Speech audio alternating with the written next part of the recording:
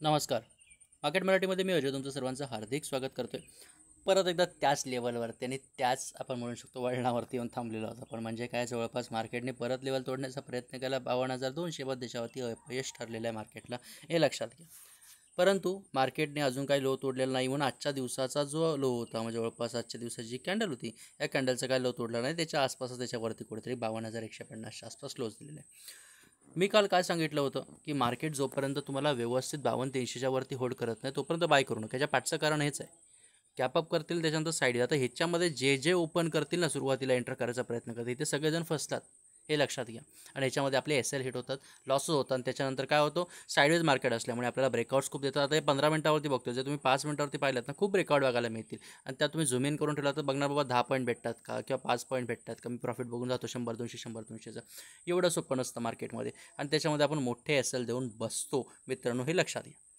ठीक आहे. सो आता सांगण्याचा विषय कसा आहे, रेंज कोणती आहे आता करंटमध्ये, ही रेंज आहे, हे लक्षात घ्या. आता लक्षात घ्या, जर उद्या एक्सपायरी आहे परंतु गेले 2-3 दिवस मार्केट एका रेंजमध्येच चाललं आहे, काय असणार आहे, सरळ विषय आहे, दोन्ही बाजूनी प्रेशर लागलेलं आहे, हे लक्षात घ्या. मग जवळपास काय सायकोलॉजी बॅटची ही आहे की इथून हे लोक खाली दाबण्याचा प्रयत्न करतील आणि हे लोक खालून वरच्या दिशेने पुश करण्याचा प्रयत्न करतील आणि ह्याच्यामध्ये या मारामारीमध्ये कोणीतरी एक जिंकणार आहे. जवळपास काय कुठून तरी एका दिशेने आपल्याला ब्रेकआउट मिळणार आहे आणि त्याची शक्यता आणि त्याची वाट बघायची, हे लक्षात घ्या. म्हणून काल सांगताना सांगितलं होतं की 52,050 किंवा 52,000 ही रेंज आहे, ही एक चांगली सपोर्ट रेंज आहे, हे लक्षात घ्या. आणि तीच एक चांगली एक नेकलाईन म्हणून काम करताना आता बघायला मिळते.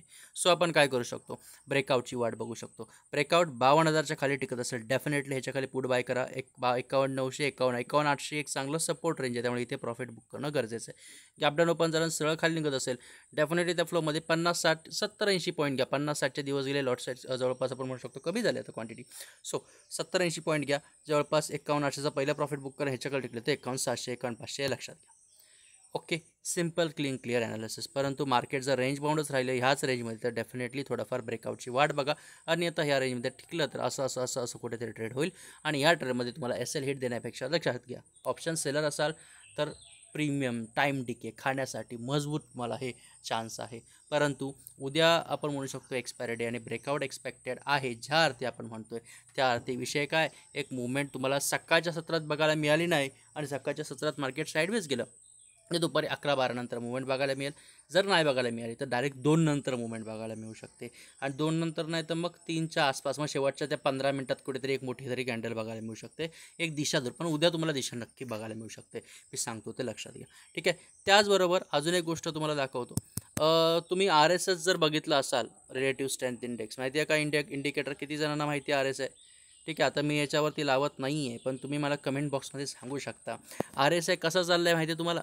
मार्केट सध्या असं वरच्या दिशेने चाललं आहे पण RSI कालपासून किंवा त्याच्या आधीपासून असं चाललं आहे. मग जवळपास RSI इंडिकेशन आपला सेलिंगची करतो आहे आणि मार्केट थोडाफार आपण काय म्हणू शकतो एक ट्रेंडिंगची करतो आहे. जवळपास काय RSI आपल्याला काय सांगण्याचा प्रयत्न करते, मार्केट डायव्हर्जन्स म्हणजे जवळपास काय बायर्सची तेवढी ताकद जात नाही आहे. जवळपास काय तेवढी पुश जे बायर्स खालून लावण्याचा प्रयत्न करतात तेवढं त्याच्यामध्ये एक ताकद जी आहे ही संपत चाललेली आहे, हे आपल्याला बघायला मिळते. हे लागलं जवळपास काय स्ट्रेंथ जी आहे ही कमी होते बायर्सची, असं आपल्याला समजा एक बघायला मिळते. ठीक आहे, जर तुम्ही बायर्स जर RSI जर बघत असाल लावा, व्यवस्थित बघा आणि मग मला सांगा कमेंट बॉक्समध्ये खरोखर असं होतं का, मी मुद्दाहून लावून दाखवत नाही आहे इथे. ठीक आहे, आपण निफ्टीनंतर थेट उडी मारूया निफ्टी बँक नंतर निफ्टीकडे. आता निफ्टीचा विचार केलात, निफ्टीचा काय विषय आहे, निफ्टी कसा चालला आहे बघा, स्ट्रेट चाललं आहे, ब्रेकआउट रेंजला निफ्टी बरोबर. आता इथे एक सिम्पलचा टॉपला एक अशी गोष्ट बघायला मिळते, जवळपास काय हे वोलाटाईल होतं आणि हळूहळू कशामध्ये मार्केट हे या ब्रेकआउट झोनमध्ये जवळपास नॅरो रेंजमध्ये आहे. आणि नॅरो रेंजचा विषय आलात म्हणजे काय, हा एक मुवमेंट आहे, त्याच्यानंतर एक जवळपास इथे रेंजमध्ये आहे, सो ब्रेकआउट एक्सपेक्टेड आहे. आणि जर गॅपअप झालं उद्या मार्केट आणि 25,400 आपण म्हणू शकतो 400च्या वरती होल्ड केलं किंवा 25,400 25,500 रिजेक्शन झोन आहेत ह्याच्यावरती होल्ड केलं तर दणकन मार्केट वरच्या जाऊ शकतं. लक्षात घ्या, ब्रेकआउट आपल्याला ही बघायला मिळाली आहे, जवळपास 300-400 पॉईंटचं वरच्या दिशेने मुवमेंट आहेच.